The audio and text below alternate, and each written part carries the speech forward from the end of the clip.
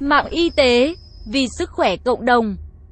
Chào bạn, bạn đang nghe audio chuyên mục dinh dưỡng trên website mạng y tế.vn. Giá trị của bưởi, cam, quýt với sức khỏe. Vào thời điểm này trong năm, có rất nhiều loại hoa quả ngon, trong đó có cam, bưởi, quýt. Những hoa quả này rất thông dụng và phổ biến, nhưng không phải ai cũng biết. Chúng cung cấp nhiều loại khoáng chất, vitamin C và chất xơ cho cơ thể. 1. Vitamin C, ascorbic acid, có vai trò quan trọng trong nhiều hoạt động của cơ thể như tổng hợp collagen, chất chống oxy hóa, tổng hợp hormone tuyến giáp, tham gia vào quá trình đông máu, chuyển hóa axit amin, tăng đề kháng với các bệnh nhiễm trùng, tăng hấp thu các chất khoáng vi lượng, sắt, kẽm, vân vân là những vi chất dinh dưỡng cần thiết cho hoạt động trí não. 2. Magie. Magie là một khoáng chất giúp giảm bớt căng thẳng cho não, dây thần kinh và cơ bắp. Nó còn được sử dụng để điều trị trầm cảm lâm sàng.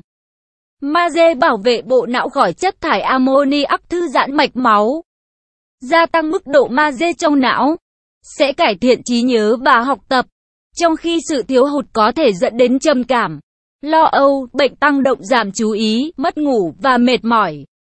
Nguồn cung cấp magie tốt nhất: rau lá xanh, ngũ cốc, cá hồi, đậu, hạt hướng dương, mật mía. 3. Sắt. Fe. Thiếu sắt là một nguyên nhân quan trọng của thiếu máu, dẫn đến tình trạng hay mệt mỏi, học kém tập trung và dễ buồn ngủ trong giờ học.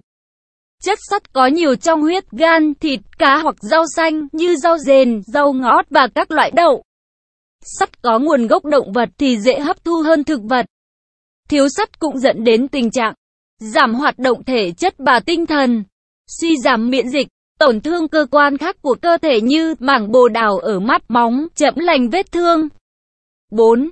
Calcium. Canxi. Canxi là một chất bổ sung mà hầu hết mọi người nghĩ là có lợi cho xương. Nhưng canxi cũng có lợi cho cơ thể theo những cách khác, bao gồm cả trong tinh thần minh mẫn, giúp tăng cường trí nhớ và học tập.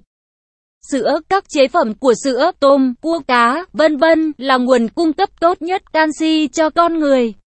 5. Kali.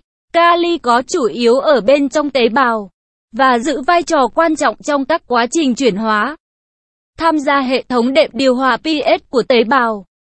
Trong cơ thể, lượng kali thường khá ổn định, vì nếu quá thừa hoặc quá thiếu đều có thể dẫn tới những biểu hiện bệnh lý. Khẩu phần ăn, phối hợp nhiều loại thực phẩm thường cung cấp đủ kali cho cơ thể. 6. Chất xơ. Hầu hết các chất xơ không có giá trị dinh dưỡng nhưng được coi là thực phẩm chức năng. Chất xơ có tác dụng nhuận tràng, kích thích khả năng hoạt động của ruột già, tăng khả năng tiêu hóa, đồng thời cũng là tác nhân tham gia thải loại các sản phẩm oxy hóa, các chất độc hại ra khỏi cơ thể, giảm nguy cơ về các bệnh ung thư đại tràng, ruột kết. Chất xơ còn hấp thụ một số chất có hại cho cơ thể. Ngoài ra, chất xơ còn có tác dụng giảm cholesterol trong máu, giảm các bệnh tim mạch, điều hòa đường huyết và làm giảm đậm độ năng lượng trong khẩu phần. Được sử dụng cho người thừa cân, béo phì, người mắc các bệnh tim mạch, táo bón.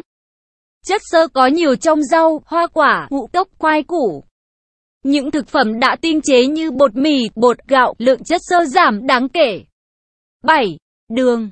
Một số loại trái cây có nhiều đường, và việc tiêu thụ quá nhiều đường fructose có thể gây ảnh hưởng tới nồng độ insulin. Khi mức insulin của bạn cao, cơ thể sẽ khó đốt cháy chất béo. Các loại đường trái cây cũng thường được lưu trữ trong cơ thể dưới dạng mỡ để chúng có thể được sử dụng cho năng lượng tại một thời điểm sau đó.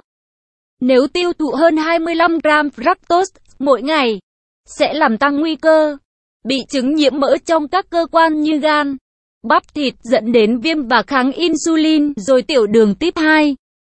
Việc lạm dụng fructose cũng sẽ là nguyên nhân của nhiều loại bệnh tật như bệnh tim mạch, béo phì và tiểu đường type 2. Tuy nhiên, nếu tiêu thụ một lượng fructose bình thường sẽ không gây hại gì đến sức khỏe. Mỗi loại hoa quả cung cấp vitamin, khoáng chất, chất xơ với số lượng nhiều ít khác nhau.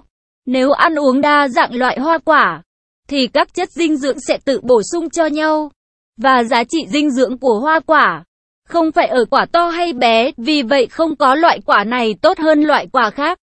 theo nhu cầu dinh dưỡng.